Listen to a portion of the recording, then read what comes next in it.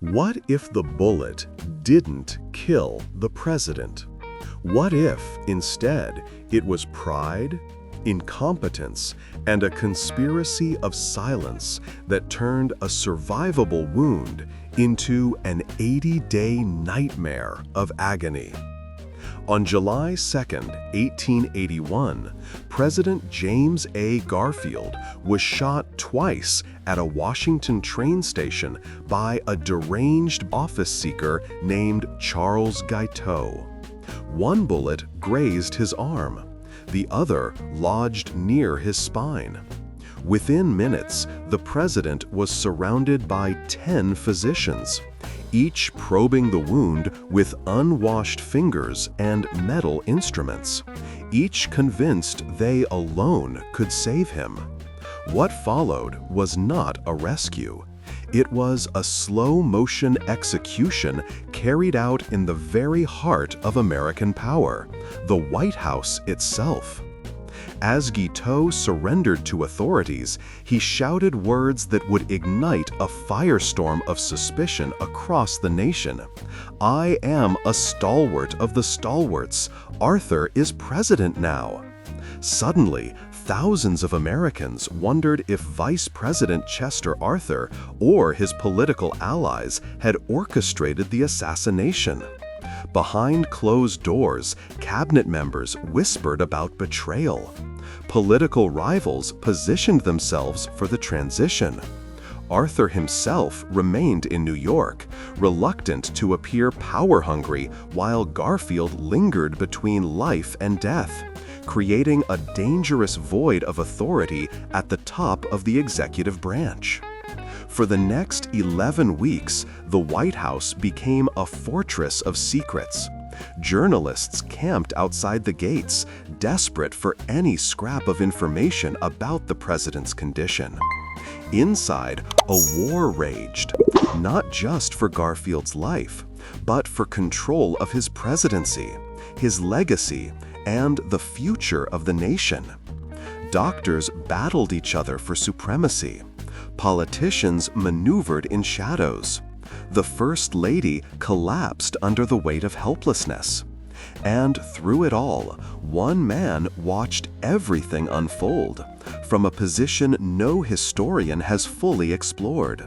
A detective assigned to guard the dying president, to monitor everyone who entered his chamber, and to report what he saw to authorities who feared conspiracy at every turn. This is not the story you learned in school. This is not the sanitized version of presidential history, where great men fall and the nation mourns with dignity. This is the story of what actually happened during those suffocating summer weeks when the United States government nearly collapsed from within. It's a story of ego and incompetence, of political machines grinding against each other while a good man died inch by inch on a blood-soaked bed. It's a story that was never supposed to leave those rooms. And it begins not with a gunshot, but with the question that haunted everyone who witnessed it. Who really killed President Garfield? James Abram Garfield never wanted to be president. Born in a log cabin in Ohio in 1831, the son of a farmer who died when James was barely 2 years old, he had clawed his way from abject poverty to become one of the most respected congressmen in Washington. He taught Latin and Greek, served as a Civil War general, and spent 18 years in the House of Representatives mastering the intricate machinery of government. When Republicans gathered in Chicago in June 1880 to select their presidential nominee, Garfield arrived to support his friend John Sherman. He had no personal ambitions for the White House. But American politics in the Gilded Age was a savage arena, where loyalty meant nothing and power meant everything.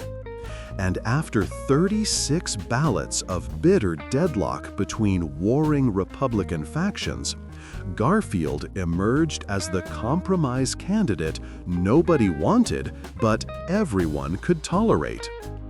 4 months later, he defeated Democrat Winfield Scott Hancock by fewer than 10,000 votes out of nearly 9 million cast, one of the closest elections in American history. He had won, but he had also made enemies of the most dangerous men in his own party. The Republican Party of 1881 was not a unified political force, but rather a collection of rival tribes locked in perpetual warfare over the spoils of government. On one side stood the Stalwarts, led by the imperious New York Senator Roscoe Conkling, a man who treated political power like personal property and distributed federal jobs to his loyalists with the casual authority of a medieval lord dispensing lands to his vassals. The Stalwarts believed in the patronage system with religious fervor, the idea that election victories should reward party faithful with government positions regardless of competence or qualification. Opposing them were the half-breeds, moderate reformers who advocated for civil service reform and merit-based appointments, led by Senator James Blaine of Maine, a brilliant politician with presidential ambitions of his own. The two factions despised each other with an intensity that bordered on the pathological. Conkling and Blaine had once engaged in a verbal duel on the Senate floor so vicious that it became legend, each man dissecting the other's character with surgical precision before a gallery packed with spectators who treated it like a prize fight. When Garfield became president, he attempted to bridge this divide by making Blaine his Secretary of State, while selecting Chester Arthur, Conkling's closest ally and a stalwart to his core, as his vice president. It was a political marriage doomed from the start. Within weeks of his inauguration on March 4, 1881, Garfield ignited a firestorm that would consume his presidency. He nominated William Robertson, a bitter enemy of Conkling and a half-breed loyalist, to serve as collector of the Port of New York, the most lucrative patronage position in the entire federal government.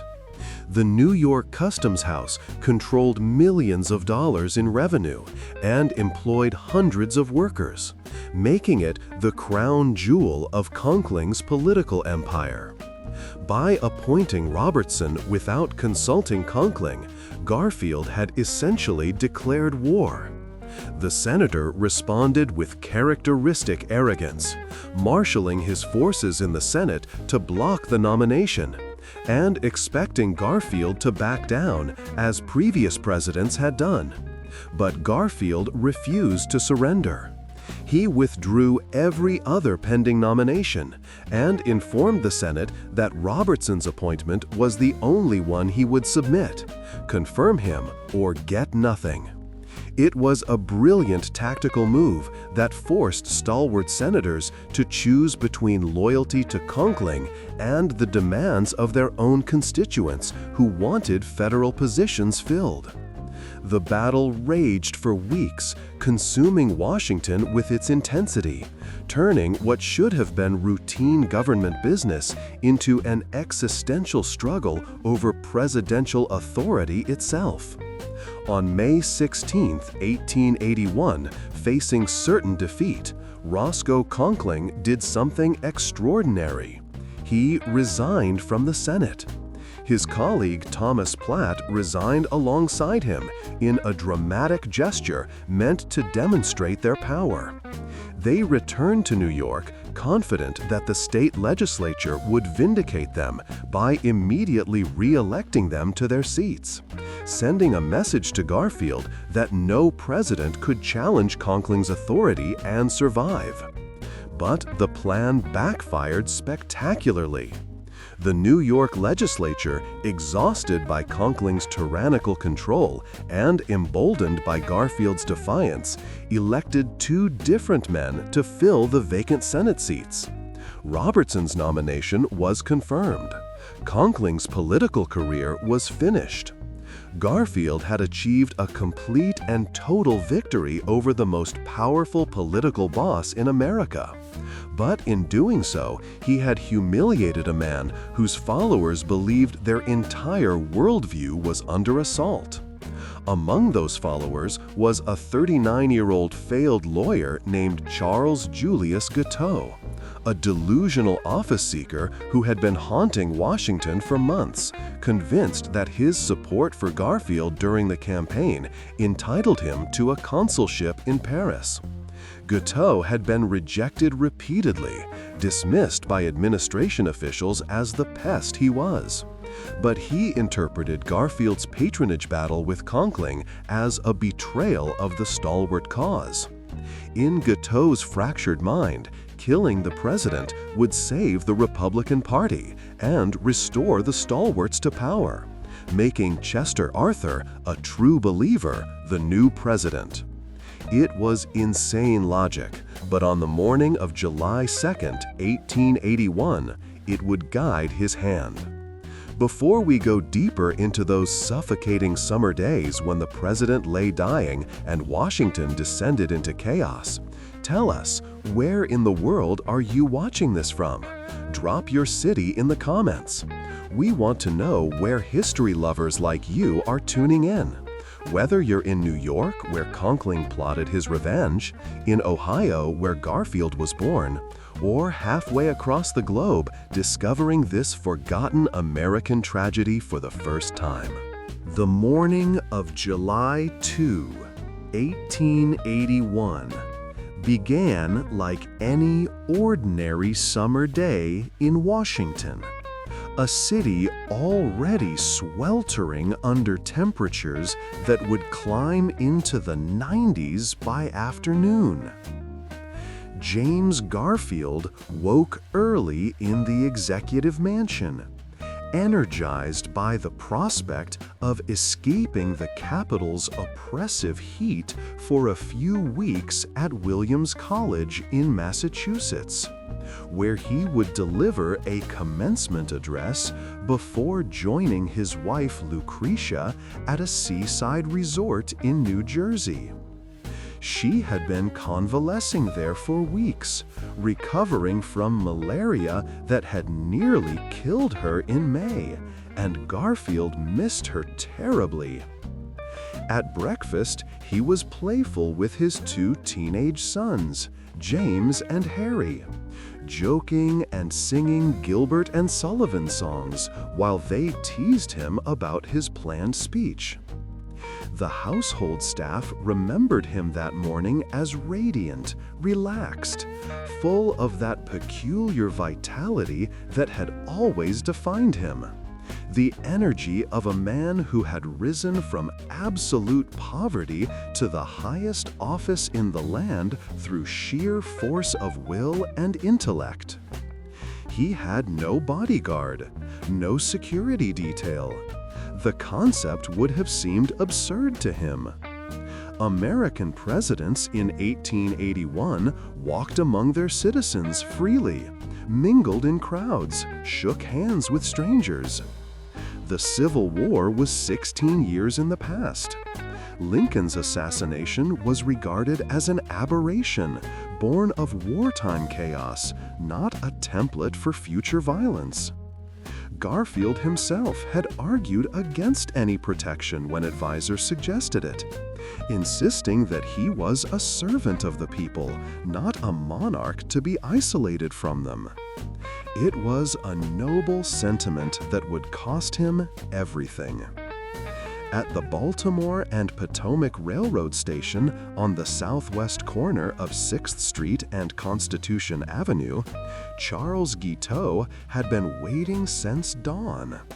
He had slept poorly the night before in his rented room, consumed by the certainty of his divine mission.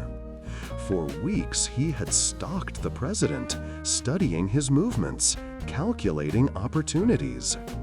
He had followed Garfield to church on a steamy June Sunday, revolver in his pocket, only to lose his nerve when he saw Lucretia's frail form beside her husband. Even in his fractured mind, he couldn't shoot a man in front of his ailing wife. But today was different. Today, Garfield would be alone, except for his sons and cabinet members. Today, God's will would be done.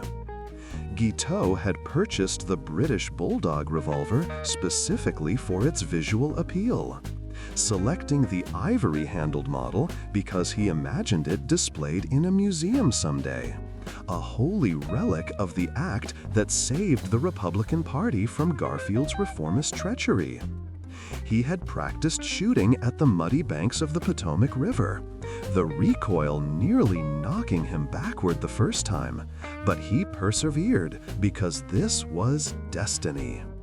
That morning, he had his shoes shined in the station's waiting room, making small talk with the porter while casually checking his pocket watch.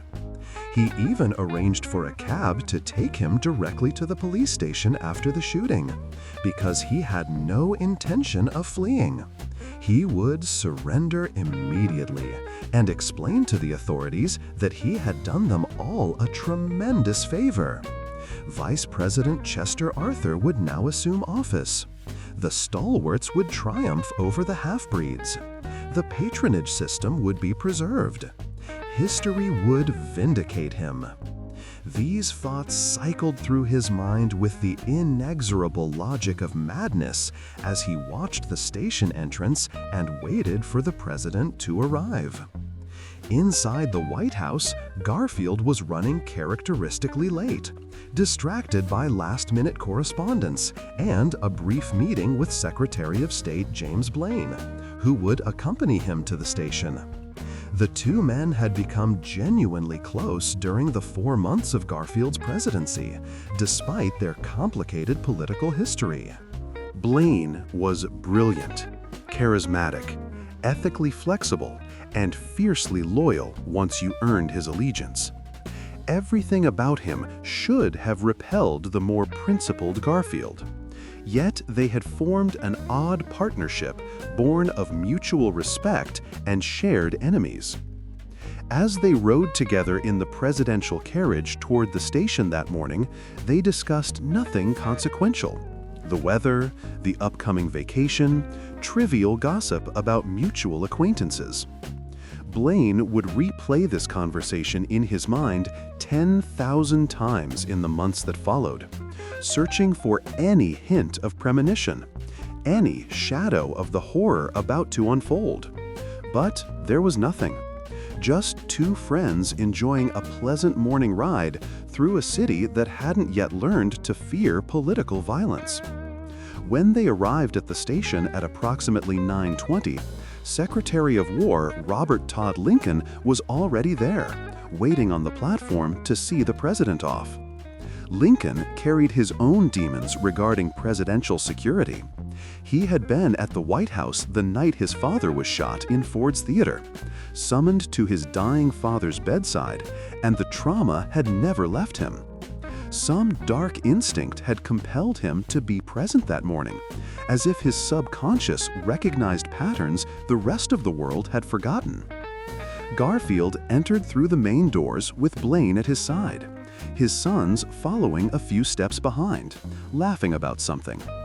The waiting room was not crowded, only a handful of travelers preparing for morning departures, a few railroad employees, porters moving luggage. Guiteau watched them from his position near the ladies' waiting area, heart hammering but hands steady. He had imagined this moment so many times that it felt like memory rather than anticipation.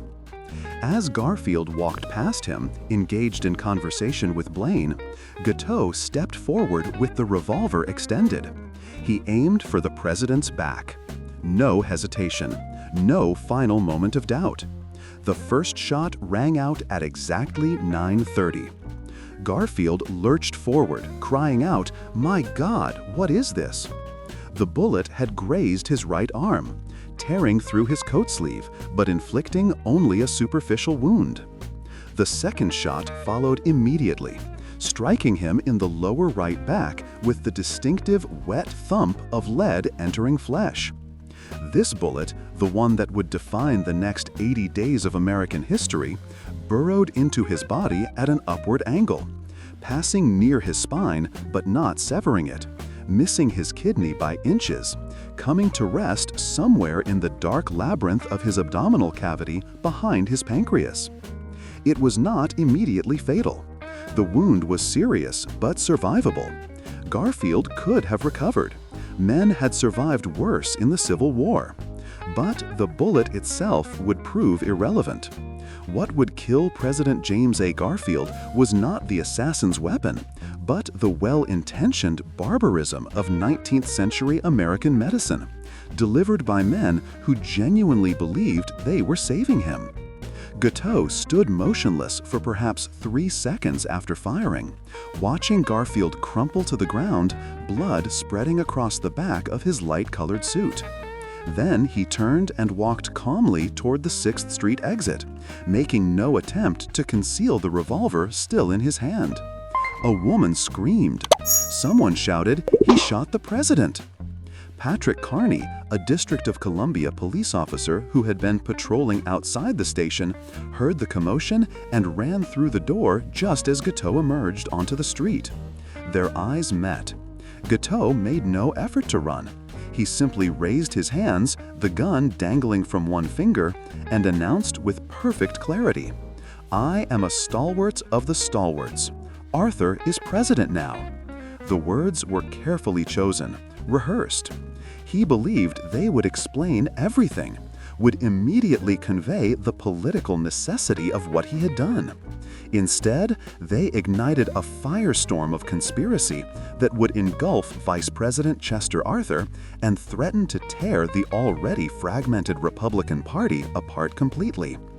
As Carney grabbed Guiteau roughly and other officers converged on the scene, someone inside the station was already running to find a doctor, any doctor, because the President of the United States was lying on the floor of a railroad waiting room in a spreading pool of his own blood, conscious but in shock, asking for his wife. If you're finding this story as gripping as we are in telling it, hit that subscribe button and turn on notifications. History this compelling deserves to be shared. And drop a comment. Have you ever visited any of the sites mentioned in this story? The National Gallery of Art now stands where the Baltimore and Potomac Station once did. The past is always closer than we think. Within 5 minutes of the shooting, the first physician arrived at the Baltimore and Potomac Station, Dr. Smith Townsend, the District of Columbia's health officer, who happened to be passing nearby when he heard the screams. He found Garfield lying on the waiting room floor, surrounded by horrified onlookers and railroad employees who had carried him away from the immediate crime scene.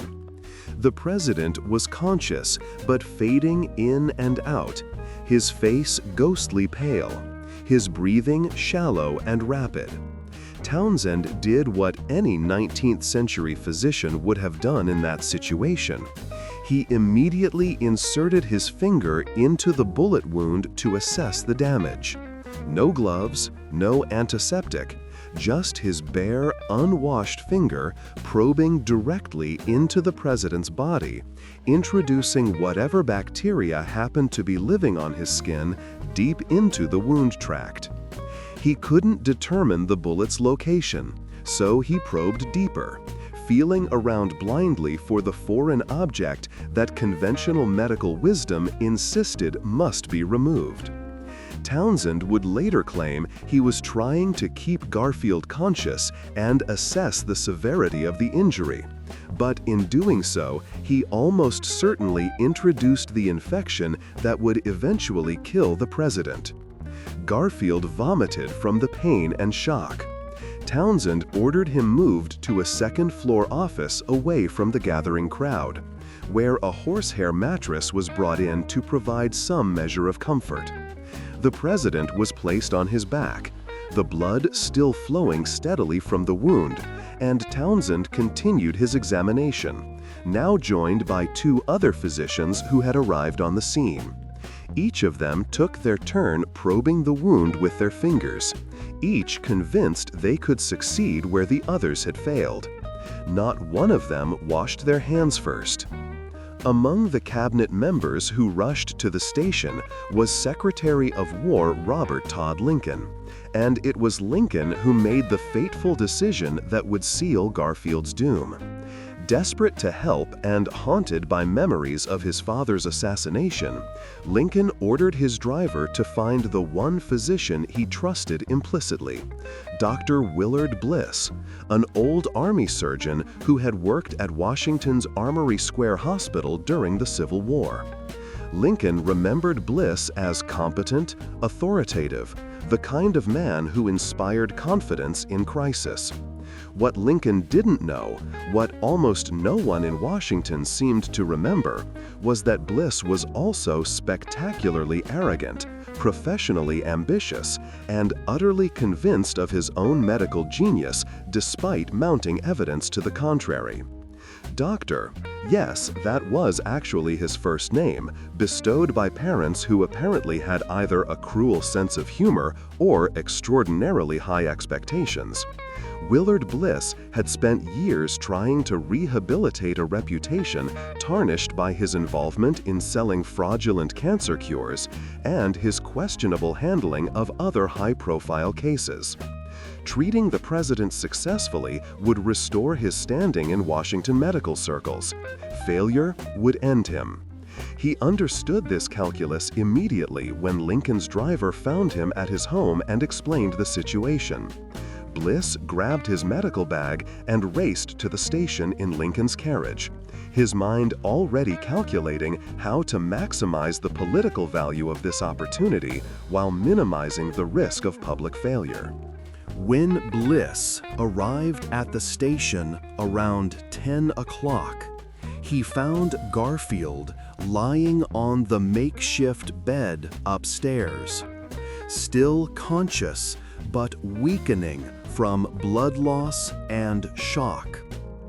Without asking permission from anyone, not from the president, not from the other physicians already present, not from the distraught cabinet members hovering nearby, Bliss simply announced that he was taking charge of the case.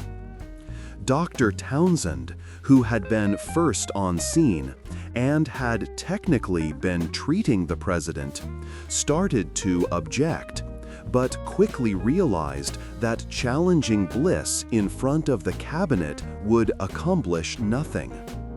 The other physicians similarly deferred, partly out of respect for Bliss's military medical background, and partly because no one wanted the responsibility if Garfield died.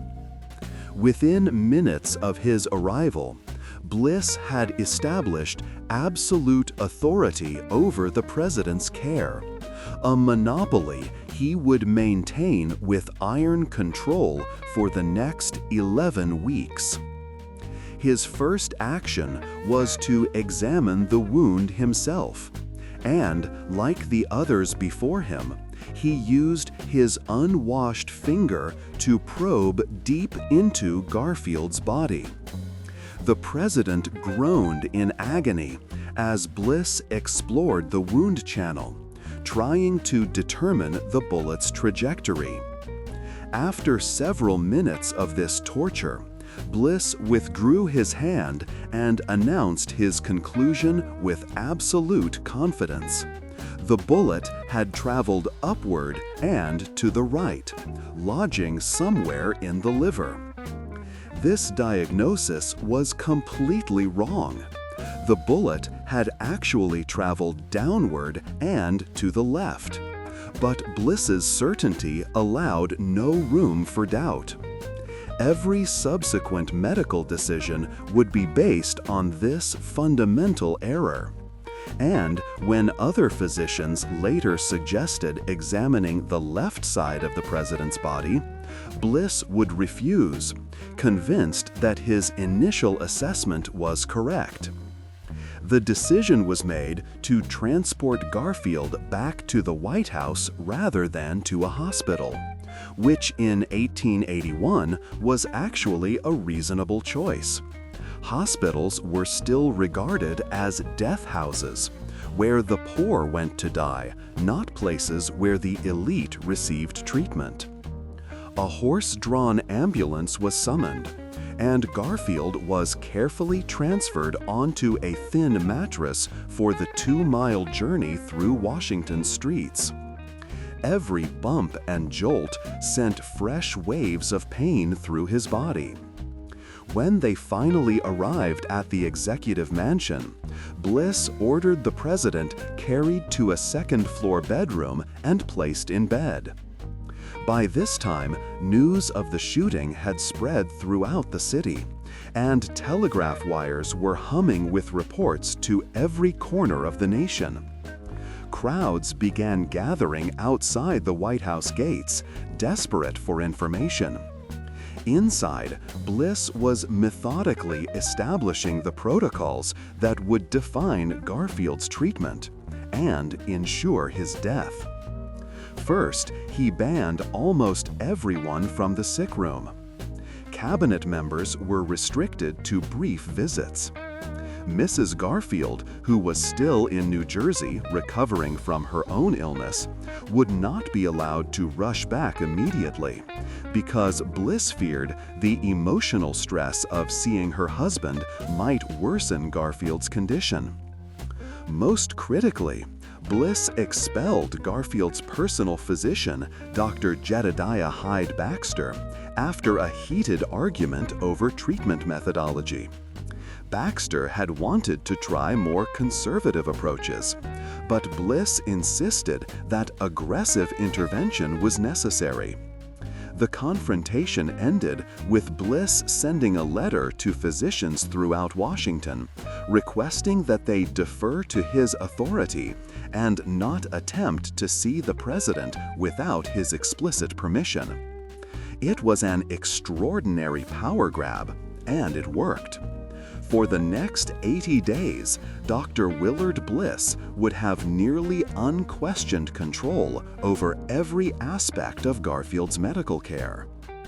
Bliss's treatment philosophy was rooted in Civil War medicine, which had taught him that gunshot wounds required aggressive probing to locate and remove bullets, that copious use of morphine was necessary to manage pain, and that the human body required constant medical intervention to heal properly.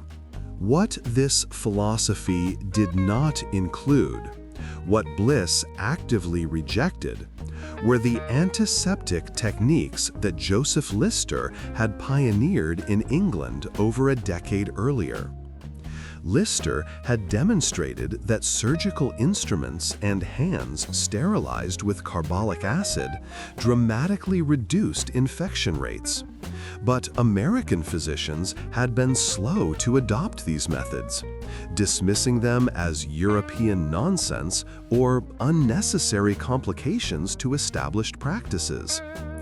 Bliss was particularly skeptical of antiseptic theory because he believed, like many doctors of his era, that laudable pus was a sign of healthy wound healing rather than a symptom of infection. This meant that as pus began to accumulate around Garfield's wound in the days following the shooting, thick, foul-smelling discharge that modern medicine recognizes as clear evidence of bacterial infection, Bliss interpreted it as a positive development, proof that the president's body was responding appropriately to the trauma. He continued probing the wound daily with his unwashed fingers and unsterilized instruments, each examination introducing new bacteria and extending the infected tract deeper into Garfield's abdomen. Other physicians were occasionally summoned for consultations. Dr. David Hayes Agnew and Dr. Frank Hastings Hamilton were brought in from New York.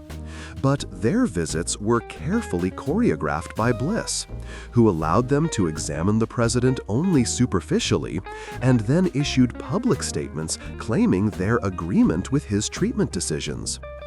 In private, some of these consulting physicians expressed deep reservations about Bliss's approach, but publicly challenging him would have been considered unprofessional, a violation of medical etiquette that might damage their own reputations. So they remained silent, complicit through inaction in the slow murder happening in the president's bedroom. The first week after the shooting was characterized by wild swings in Garfield's condition, moments of apparent improvement followed by sudden deteriorations that sent panic through the White House. On some days, the president was alert enough to conduct brief items of business. He signed one official document, an extradition paper, which would be his only presidential action during his final 2.5 months in office. On other days, he was delirious with fever, hallucinating, calling out for Lucretia, who had finally been allowed to return to Washington, and now sat beside his bed in helpless anguish, watching her husband slowly disintegrate. Bliss issued regular medical bulletins to the press, carefully worded statements that were posted at telegraph offices and newspaper headquarters throughout the country, becoming a grim ritual that millions of Americans followed obsessively.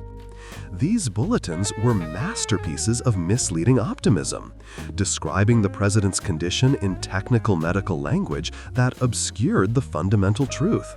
Garfield was dying, his body ravaged by infection that spread with every passing day, and nothing Bliss was doing, nothing anyone could do given the limitations of 1881 medicine, was going to save him. But admitting that publicly would mean admitting failure, and Bliss's entire professional reputation now depended on the illusion that Garfield could be healed if only the doctors could locate and remove that damnable bullet.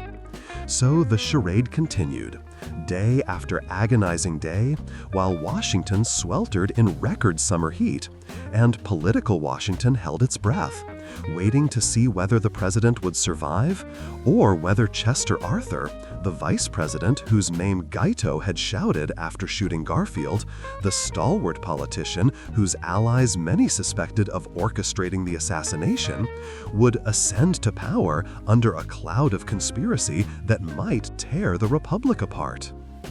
Chester Alan Arthur was at his home in New York City when word reached him that President Garfield had been shot. The messenger found him in his study on the evening of July 2, still unaware of the morning's violence, because he had deliberately isolated himself from the political turmoil in Washington. The news struck him like a physical blow, not because he felt any particular warmth toward Garfield, with whom his relationship had been coolly professional at best, but because he immediately understood the impossible position this put him in. Within hours, perhaps within minutes, people throughout the country would remember Guiteau's words at the station, "Arthur is president now."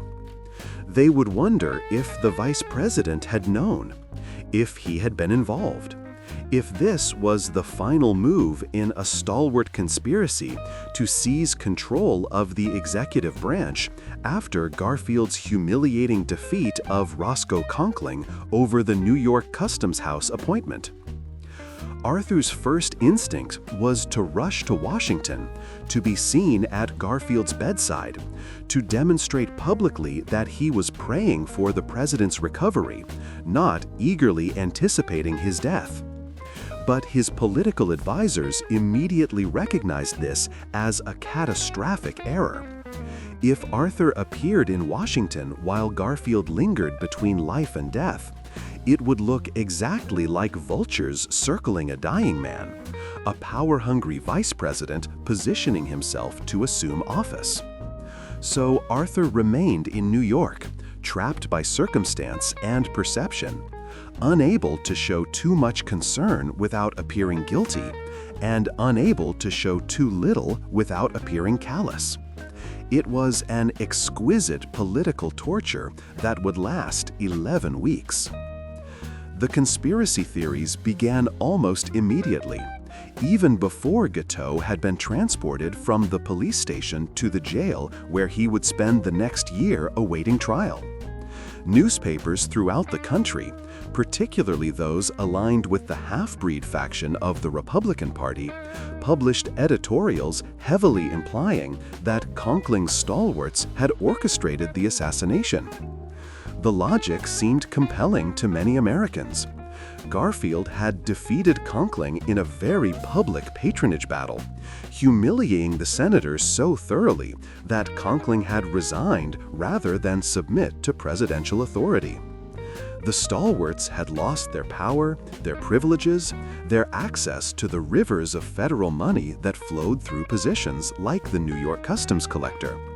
They had motive, they had means, and now they had a deranged assassin who had literally shouted their name while committing the act. Arthur's close association with Conkling made him the natural focus of suspicion. He had been selected as Garfield's running mate specifically to balance the ticket, to give the stalwarts representation in an administration that would otherwise be dominated by half-breed reformers. He owed his political career to Conkling, had served as the customs collector himself before being removed by President Hayes in a previous reform effort, and was known throughout New York political circles as one of Conkling's most reliable lieutenants. The circumstantial case against him was powerful enough that anonymous letters began arriving at newspapers claiming that Arthur had met with Guiteau, that money had changed hands, that the whole thing had been planned in the back rooms of New York political headquarters. None of it was true, not a word.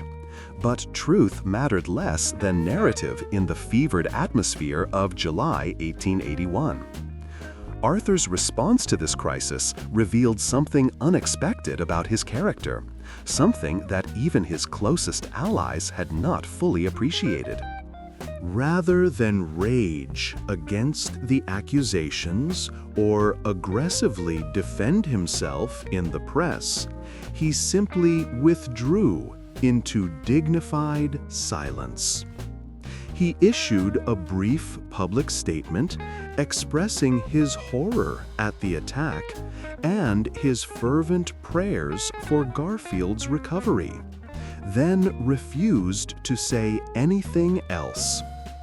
When reporters camped outside his New York home demanding comments, he had his servants turn them away politely but firmly.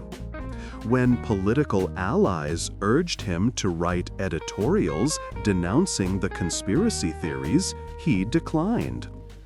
When Conkling himself tried to involve Arthur in various schemes to position the stalwarts advantageously in case Garfield died, Arthur cut him off coldly and made it clear he wanted nothing to do with such calculations. This restraint, this refusal to be drawn into the political feeding frenzy, was initially interpreted by many observers as guilt. Surely an innocent man would defend himself more vigorously. But as the weeks dragged on and Arthur maintained his quiet vigil in New York, occasionally traveling to Washington for brief private visits to the White House, but never making public statements or granting interviews, a different interpretation began to emerge.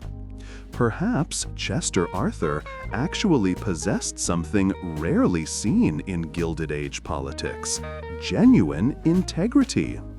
Perhaps he was simply a decent man trapped in an indecent situation, trying to navigate with honor through circumstances that offered no good options. The question of presidential succession added another layer of constitutional crisis to the medical drama playing out in the executive mansion. The Constitution was maddeningly vague on what should happen if a president became incapacitated but did not die. Article 2 stated that in case of the president's inability to discharge the powers and duties of the said office, those responsibilities should devolve to the vice president.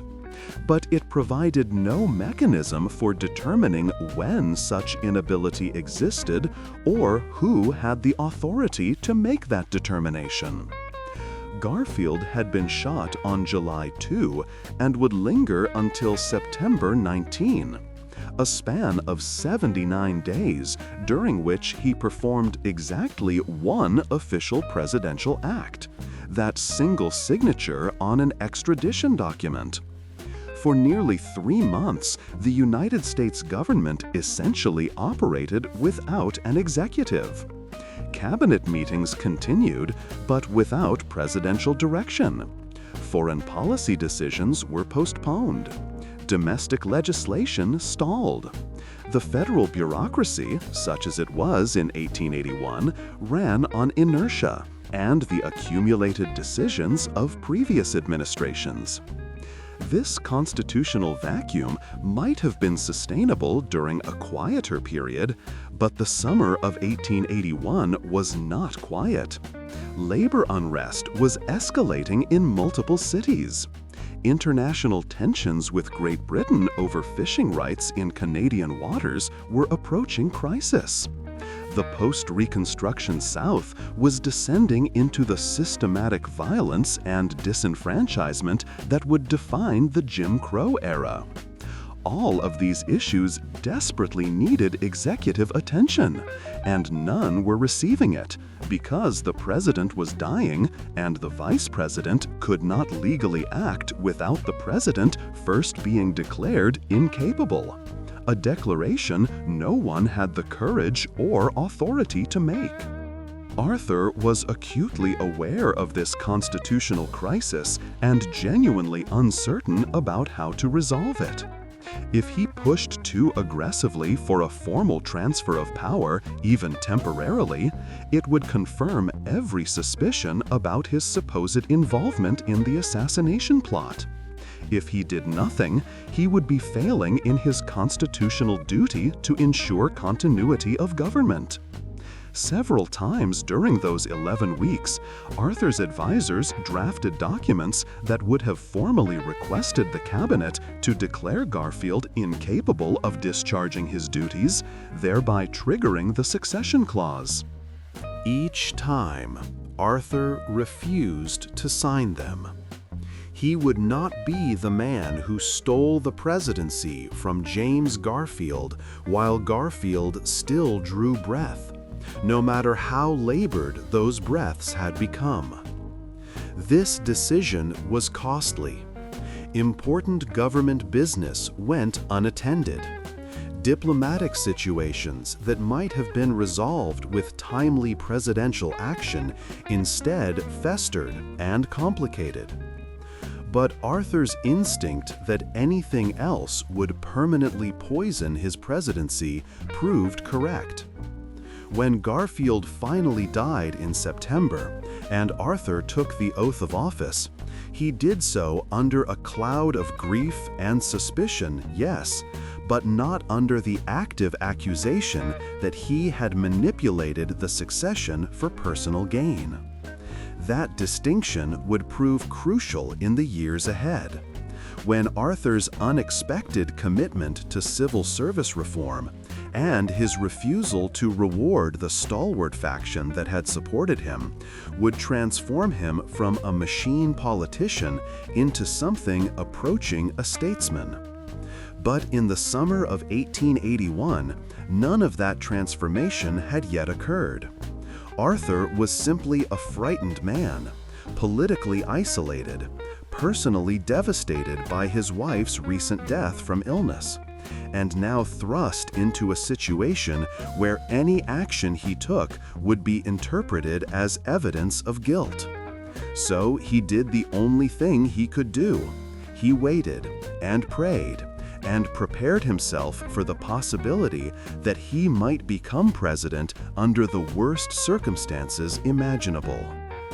In Washington, meanwhile, the White House had become a fortress.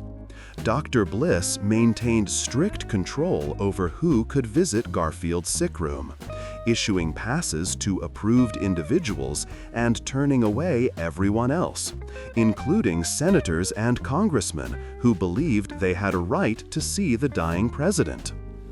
The official medical bulletins that Bliss released daily became objects of intense scrutiny and analysis, with newspapers employing their own doctors to interpret the technical jargon and explain to anxious readers what was really happening behind those closed doors.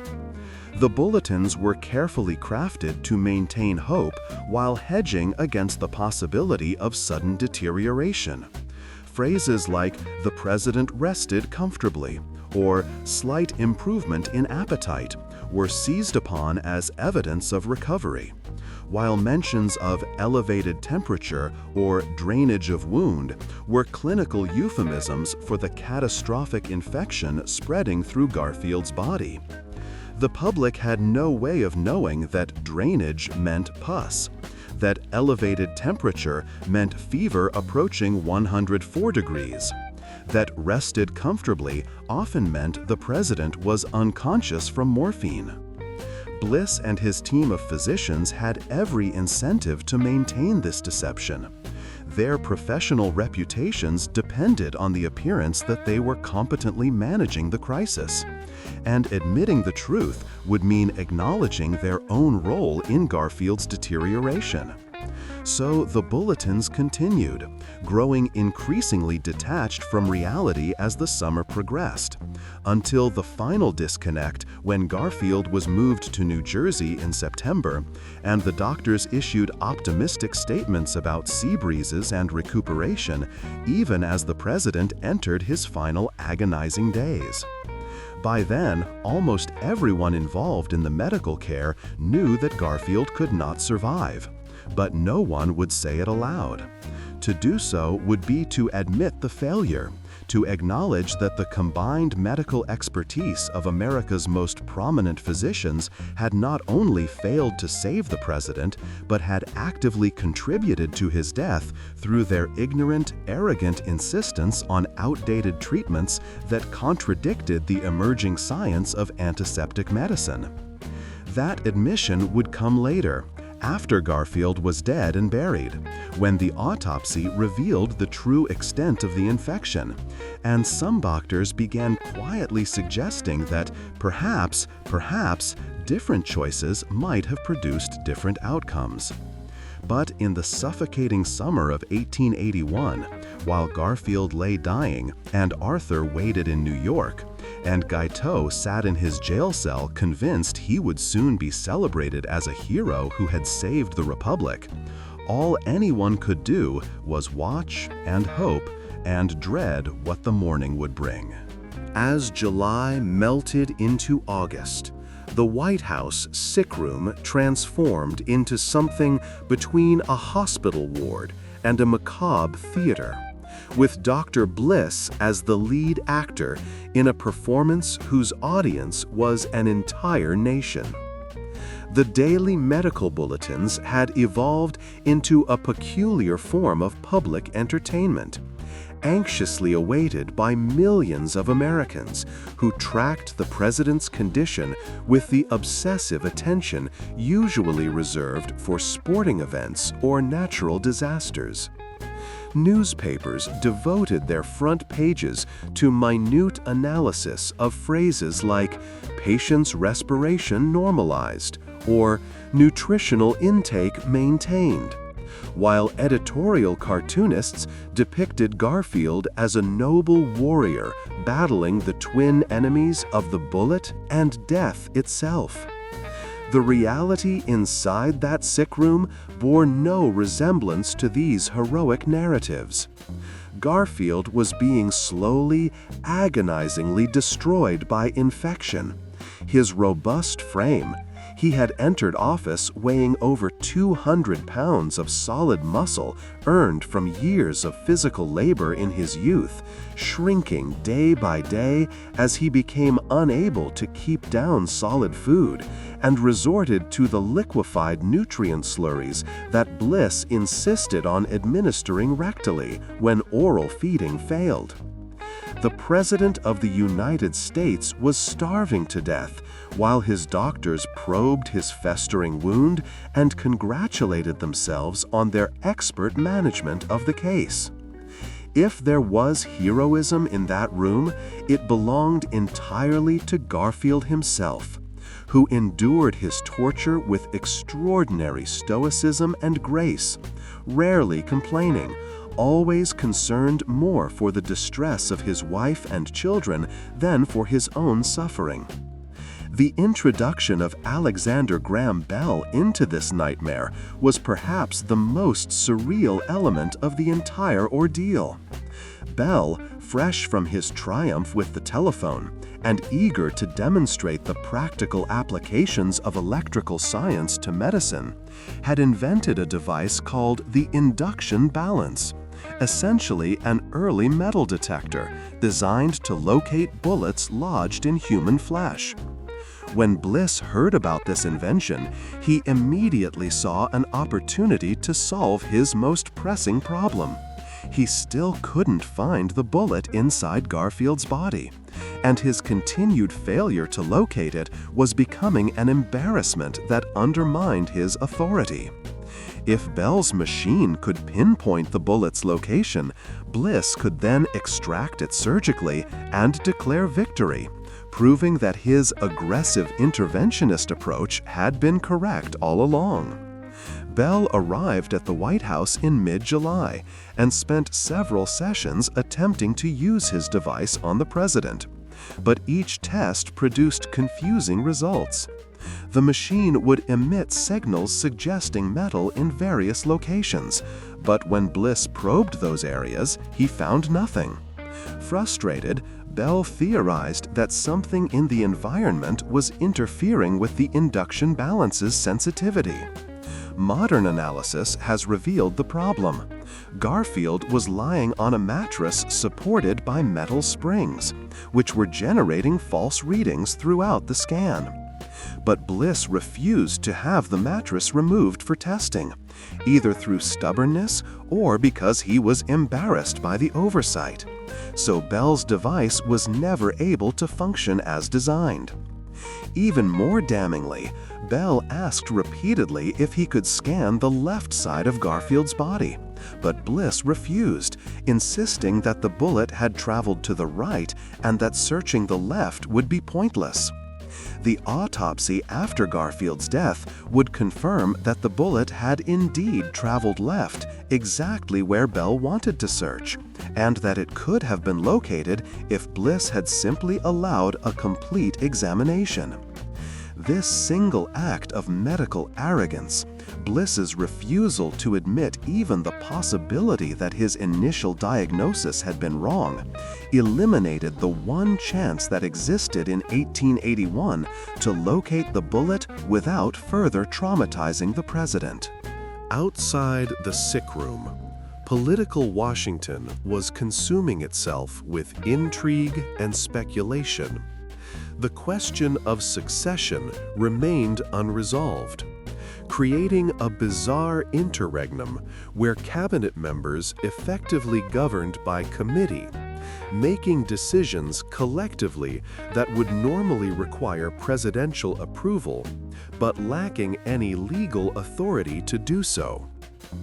Some officials argued that Arthur should be brought to Washington and installed in a temporary executive role until Garfield either recovered or died.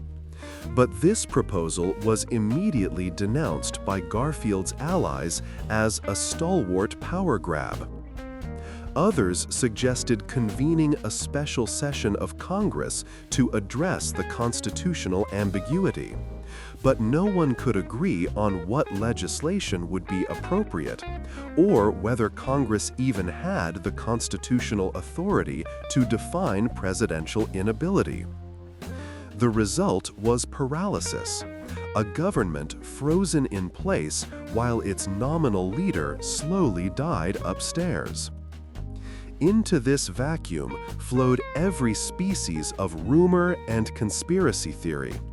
Newspaper correspondents traded gossip about secret meetings between Arthur and Conkling, about stalwart operatives planning a coup if Garfield died, about half-breed politicians preparing to challenge Arthur's legitimacy if he took the oath of office. None of these stories had any factual basis, but in the absence of reliable information, speculation filled the void. The paranoia was particularly intense regarding Guiteau, who had been transferred from the police station to the District of Columbia jail and placed in solitary confinement, both for his own protection and to prevent him from communicating with potential co-conspirators. Guiteau himself seemed utterly mystified by the hostile reaction to his act. He wrote dozens of letters from his cell, addressed to newspaper editors, to Arthur, to various political figures, explaining in painstaking detail why killing Garfield had been a political necessity and a service to the nation.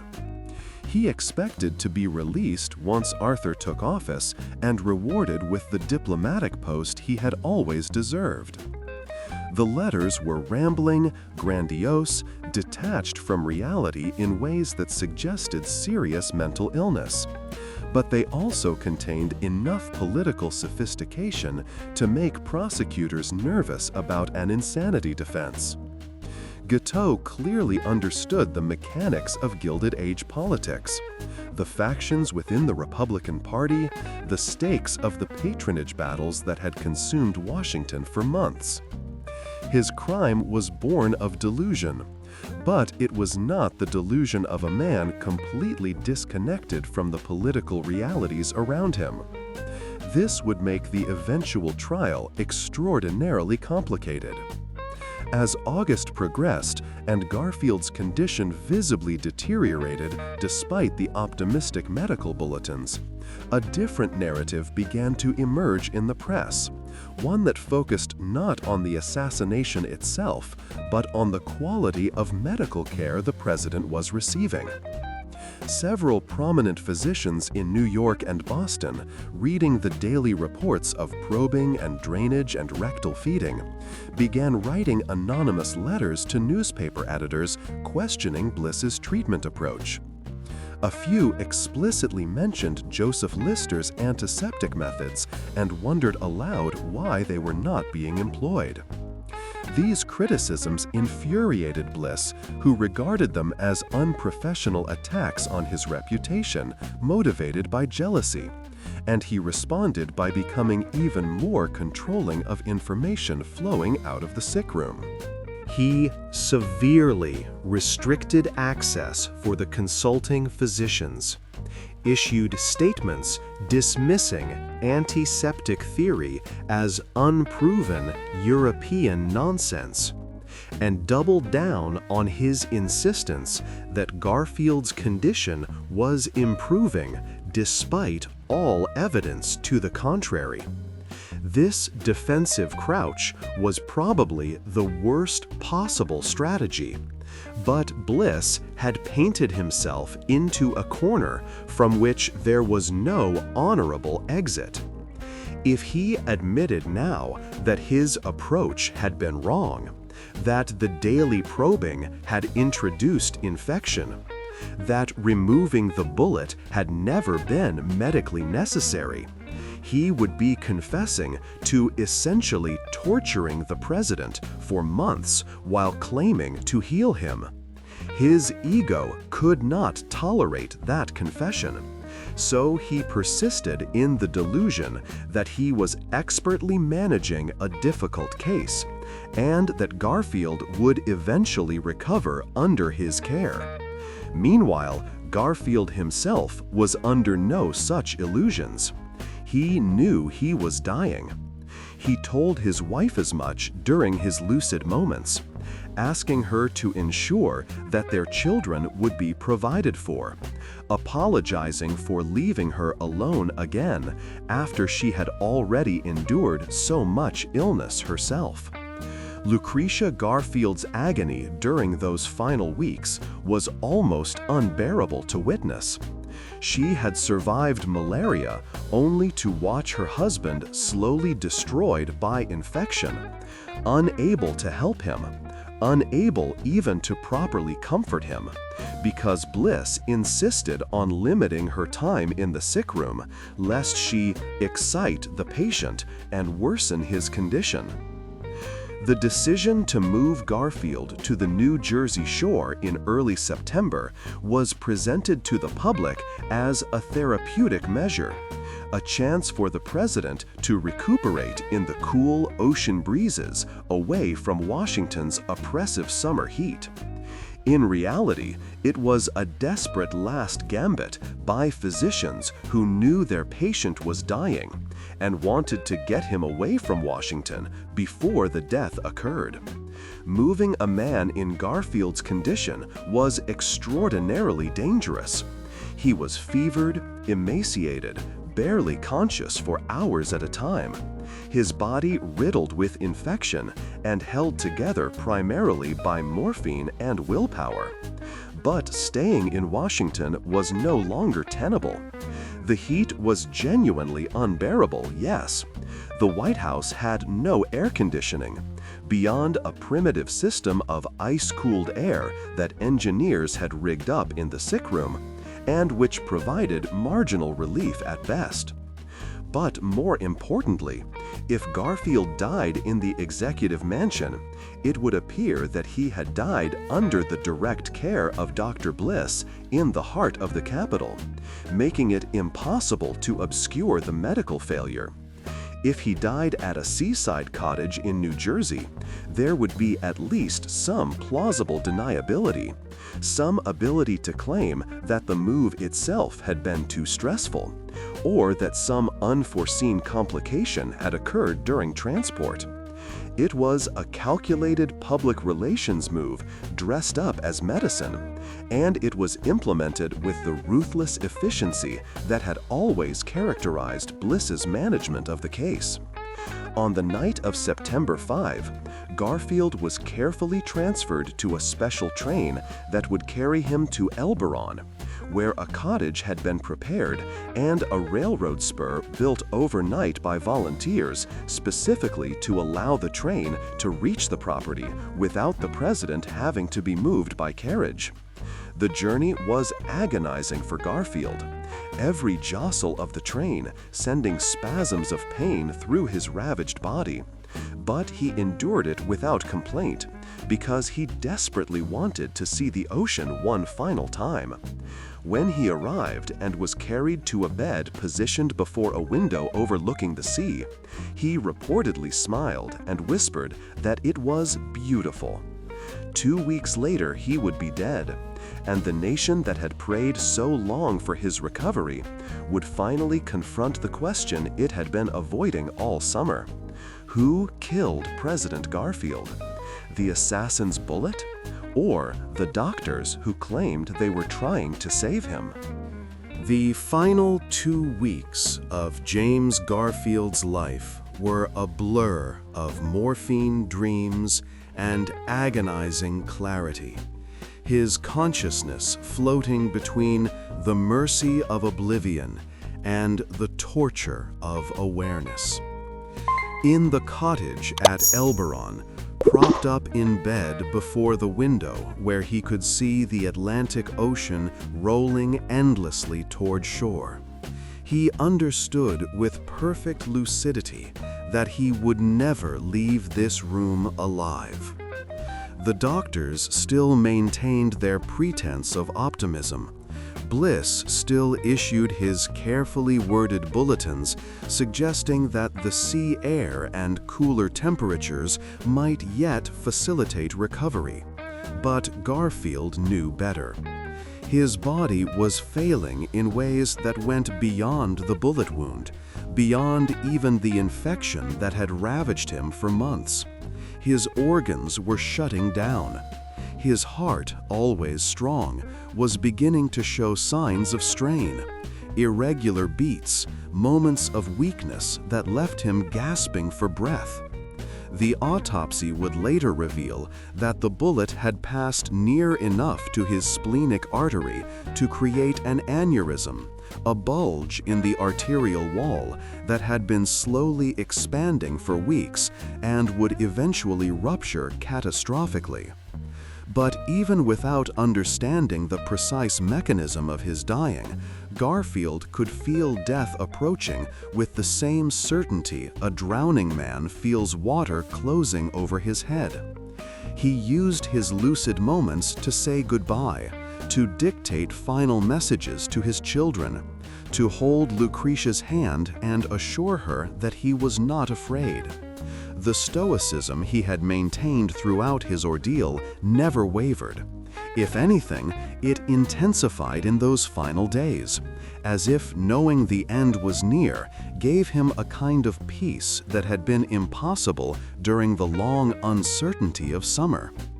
On the night of September 19th, Garfield's condition suddenly deteriorated with shocking speed. The fever that had plagued him for weeks spiked dangerously high. His breathing became labored, each breath a visible struggle. Around 10 o'clock in the evening, he was seized by a sudden, violent pain in his chest, the splenic artery aneurysm rupturing, blood flooding into his abdominal cavity. He cried out, "This pain! This pain!" clutching at his chest while Bliss and the other physicians rushed to his bedside. There was nothing they could do. The internal hemorrhage was massive and unstoppable. Within minutes, Garfield lost consciousness for the final time, his pulse weakening as his blood pressure dropped catastrophically. Lucretia held his hand and spoke to him softly, though she knew he could no longer hear her. At precisely 10:35 p.m. on September 19, 1881, 79 days after Charles Guiteau had shot him in the Baltimore and Potomac Railroad Station, James Abram Garfield, the 20th President of the United States, died. Dr. Bliss placed his ear against Garfield's chest for several moments, listening for a heartbeat that was no longer there, then straightened and spoke the words everyone in the room had been dreading all summer. "It is over." The news was immediately telegraphed to Vice President Arthur in New York, who had been preparing for this moment for weeks but was nonetheless devastated when it finally arrived. Arthur broke down sobbing when handed the telegram, reportedly saying, "I hope, my God, I do hope it is a mistake," even though he knew it could not be. He composed himself, dressed in formal attire, and at 2:15 a.m. on September 20th, took the presidential oath of office in his private residence, administered by New York Supreme Court Justice John Brady. Chester Alan Arthur, the machine politician, the stalwart whose name the assassin had shouted, was now President of the United States. The nation's reaction to Garfield's death was extraordinary in its depth and breadth. For 11 weeks, Americans had followed the president's condition obsessively, bonding over shared grief and shared hope in a way that transcended the bitter political divisions that had defined the era.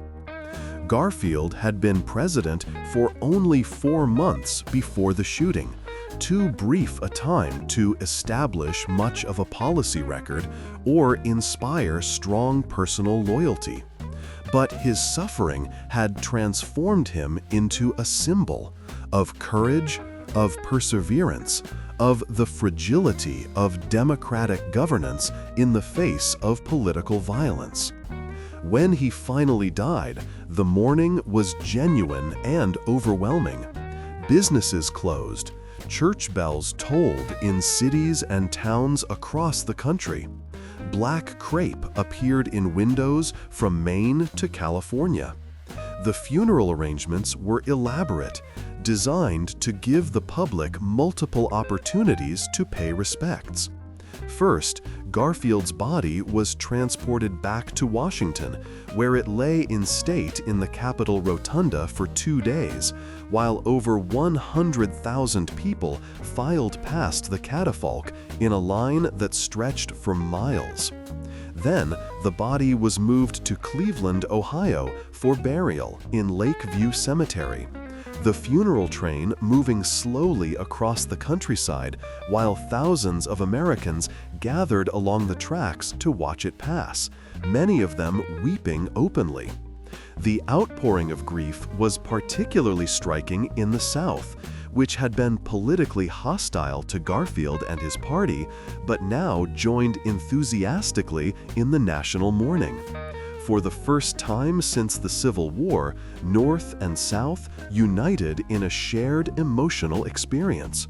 And many observers believed this reconciliation, born of tragedy, might be the beginning of genuine national healing. It would prove to be a temporary illusion. The violent suppression of black political rights in the South would accelerate dramatically in the 1880s and 1890s, but for a brief moment in September 1881, it seemed possible that something good might emerge from the horror of Garfield's assassination. Charles Guiteau, sitting in his jail cell, was genuinely shocked when he learned that Garfield had died. He had convinced himself over the summer that the president would recover, that Arthur would take office under different circumstances, that the whole matter would be resolved without the complication of an actual presidential death. When his jailer informed him that Garfield was dead and that the murder charge would proceed, Guiteau responded with indignation, insisting that he had merely shot the president. The doctors had killed him through their incompetent treatment. This argument, insane as it sounded, contained an uncomfortable grain of truth that would haunt the medical profession for years.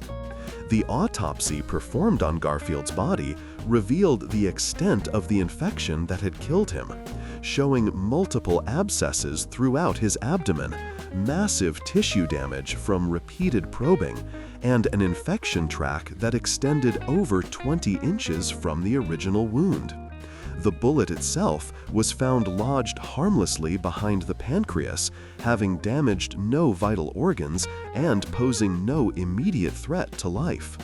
The lead surgeon who performed the autopsy, Dr. D.S. Lamb, concluded in his report that Garfield could have survived the gunshot wound if proper care had been provided. A damning assessment that effectively confirmed what the critics had been saying all summer. Dr. Bliss, reading this report, recognized that his professional reputation was destroyed beyond repair. He would spend his remaining years writing bitter defenses of his treatment, publishing pamphlets claiming that Garfield's death had been inevitable regardless of the medical approach taken. But few believed him. The medical community had already moved on, embracing antiseptic techniques with newly urgent commitment. determined to ensure that no future patient would die the way Garfield had died. Bliss himself would die in 1889, largely forgotten and professionally discredited. His final years marked by financial struggles and declining health. His name would be remembered primarily as a cautionary tale about the dangers of arrogance and the human cost of resisting scientific progress. Guiteau's trial, which began in November 1881, became a national sensation unlike anything the American legal system had seen before. The courtroom was packed daily with spectators, many of whom had entered a lottery for the limited number of public seats available. Guiteau conducted himself throughout the proceedings with bizarre cheerfulness, frequently interrupting his own lawyers to offer commentary, insulting the judge and prosecutors, singing songs, and delivering rambling speeches about his divine mission and his expectation of eventual vindication. His attorneys mounted an insanity defense, bringing in expert witnesses who testified that Guiteau showed clear signs of mental illness and could not be held responsible for his actions. But the prosecution countered with their own experts, who argued that Guiteau was sane according to the legal standard of the time. He understood that shooting the president was wrong, he had planned the crime carefully, and he had taken steps to avoid being caught immediately afterward. The jury, reflecting public sentiment that demanded retribution for Garfield's death, was not inclined to show mercy. After deliberating for just over an hour, they returned a verdict of guilty. Guiteau was sentenced to death by hanging, and despite appeals that went all the way to President Arthur, who refused to intervene, either from conviction that justice demanded execution or from political calculation that pardoning Garfield's assassin would destroy his presidency, the sentence was carried out on June 30, 1882, almost exactly 1 year after the shooting. Guiteau went to the gallows reciting a poem he had written that morning, convinced until the very end that history would remember him as a hero who had saved the Republican Party. Instead, history would remember him as a delusional madman whose crime had accidentally sparked the civil service reform movement that destroyed the very patronage system he had killed to preserve. It was an irony Guiteau never lived to appreciate. The presidency of Chester Arthur, which began under such ominous circumstances in the early morning hours of September 20, 1881, would prove to be one of the great surprises of American political history. The machine politician, the corrupt customs collector, the stalwart loyalist who everyone assumed would reward his faction and reverse Garfield's reform agenda. This man instead became an unlikely champion of civil service reform, signing into law the Pendleton Act of 1883 that established merit-based hiring for federal positions and began dismantling the spoils system that had dominated American politics for decades. Arthur's transformation was partly pragmatic calculation. Garfield's assassination had created overwhelming public demand for reform, and opposing it would have been political suicide. But it was also something deeper and more personal. The experience of ascending to the presidency under suspicion, of knowing that millions of Americans believed he might have been complicit in Garfield's murder, had genuinely changed him. He could never escape the shadow of how he had gained office, but he could use that office to prove that the suspicions had been wrong, that he was capable of putting principle above party loyalty. His refusal to reward the stalwarts who had supported him infuriated Roscoe Conkling, who died in 1888, still bitter about what he considered Arthur's betrayal. But it earned Arthur grudging respect from reformers who had initially regarded his presidency as a catastrophe waiting to happen. When Arthur left office in 1885, he had attempted to win the Republican nomination for a full term in his own right, but was rejected by a party that still could not fully forgive his association with Conkling. He was a more admired figure than anyone would have predicted in the terrible summer of 1881. He would die less than 2 years later, at age 57, from kidney disease that had probably been developing even during his vice presidency. His death received far less public attention than Garfield's had, which seems fitting somehow. Arthur had lived his entire career in the shadows of more charismatic men, and he departed life the same way, quietly and without the dramatic martyrdom that had defined his predecessor. The impact of Garfield's assassination on American medicine was profound and lasting. The widespread publicity given to the circumstances of his death, particularly the autopsy findings that suggested he had died from infection rather than the gunshot wound itself, forced American physicians to confront their ignorance and resistance to antiseptic techniques that had been proven effective in Europe for over a decade. Within a few years of Garfield's death, the use of carbolic acid sterilization and other antiseptic methods became standard practice in American hospitals and surgical theaters. Medical schools updated their curricula to include training in the germ theory of disease.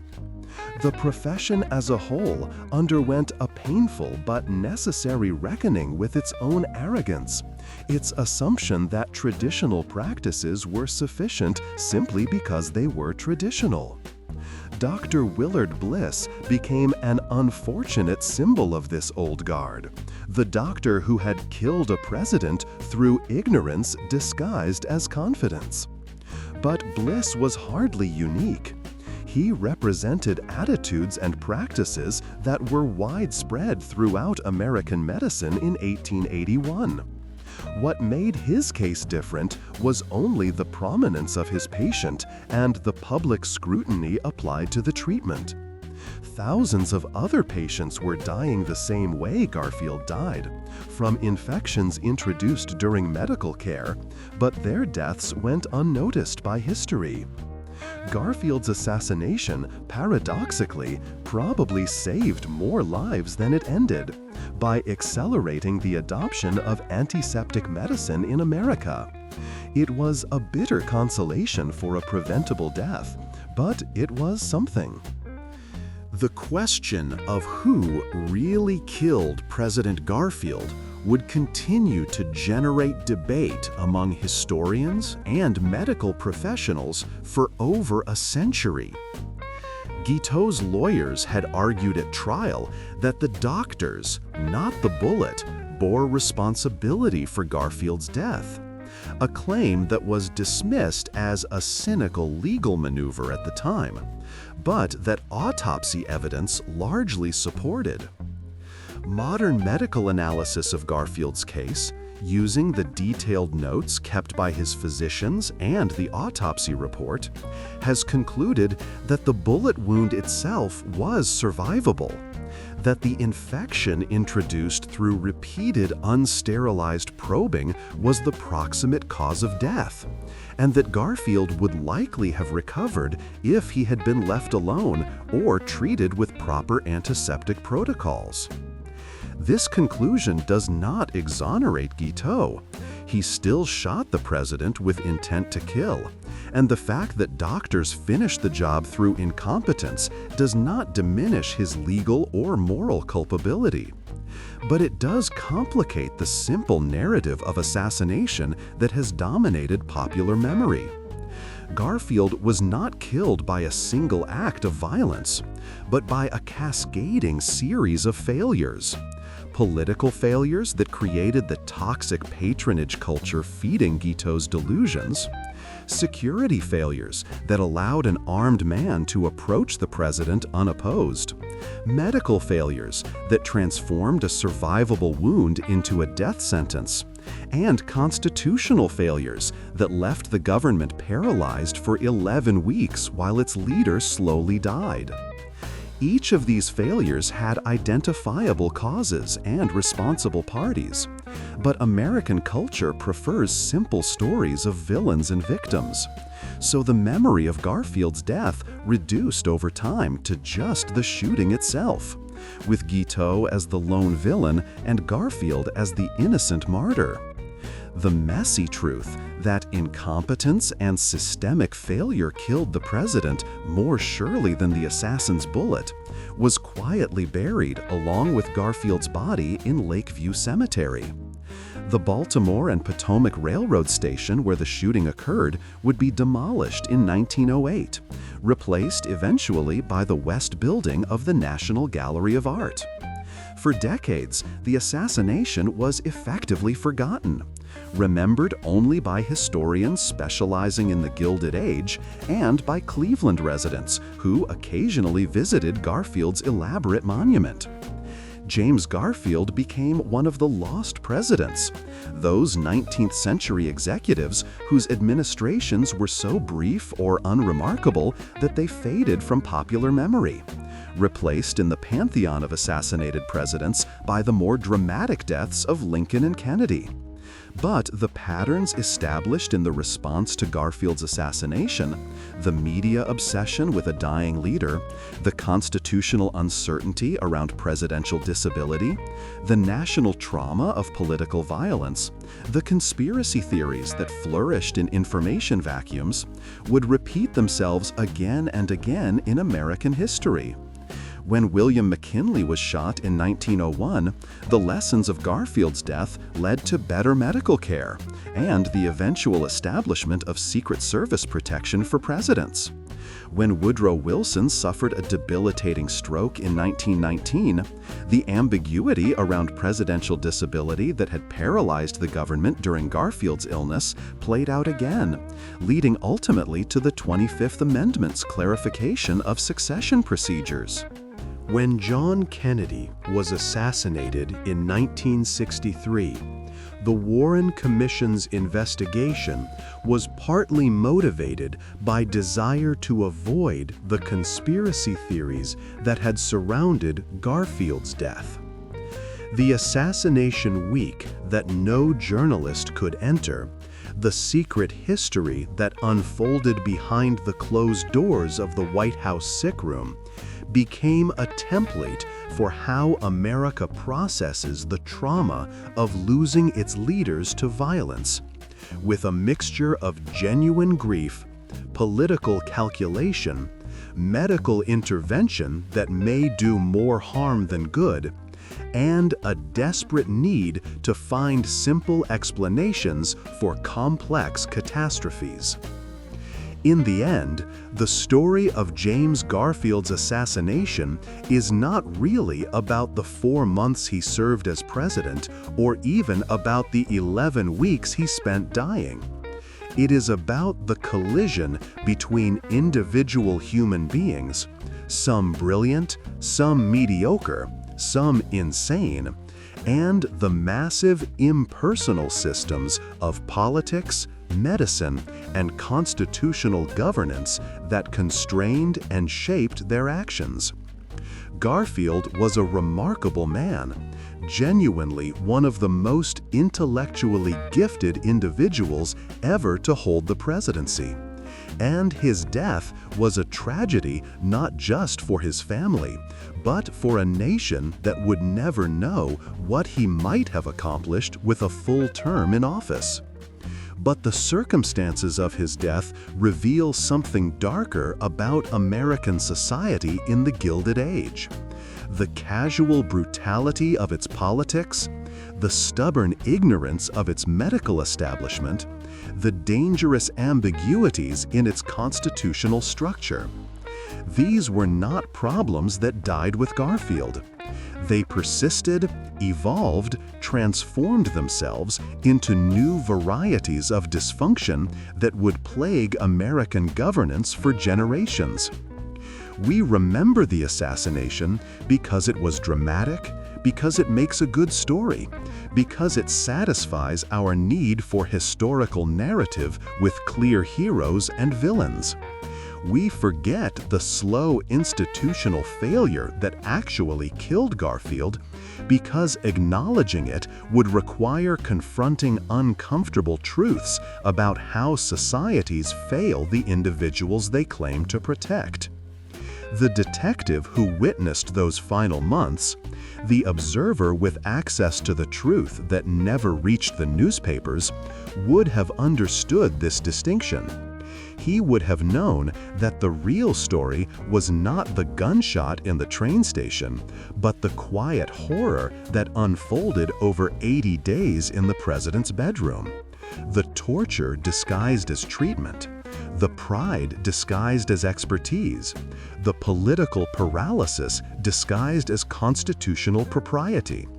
That was the story too dangerous to tell in 1881, too complex to fit into newspaper columns or popular memory.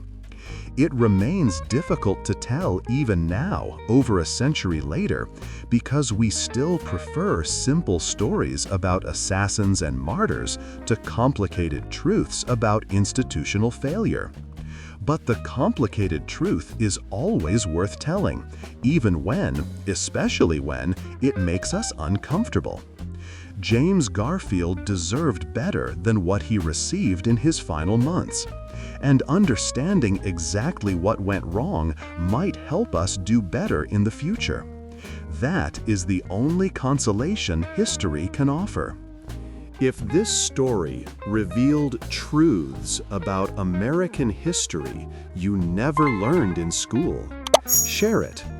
Subscribe to this channel, hit that notification bell, and join us in exploring the untold stories that shaped the world we live in.